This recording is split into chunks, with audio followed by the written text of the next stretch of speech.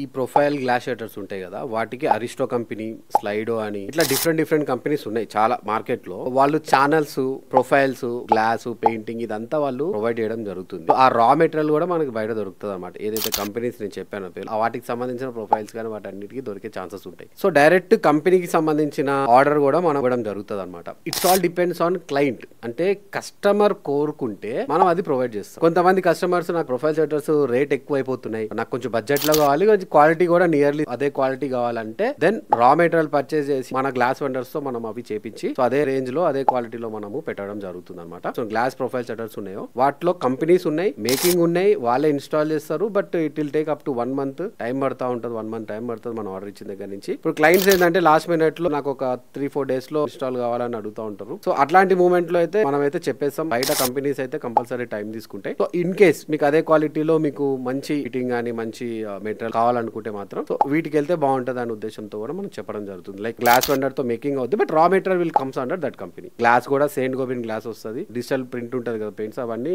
As per good standards మనము making చేసి మనం ఇన్స్టాల్ చేయడం జరుగుతుంది. ఇప్పటి వరకు 70% ఇట్లానే చేపించాం. మనం అదే క్వాలిటీ రా మెటీరియల్ పర్చేస్ చేసి మన గ్లాస్ వెండర్ తోనే చేపించడం జరిగింది. 30% ఆఫ్ పర్ వర్క్ మాత్రం మనం మేకింగ్ చేసే కంపెనీస్ ఉంటాయి కదా, అది స్టో గానీ, స్లైడో అట్లాంటి వాటికి ఇచ్చాం. మిగతా అన్ని మాత్రం మనం బయట గ్లాస్ వెండర్స్ కి ఇచ్చే చేపించాం.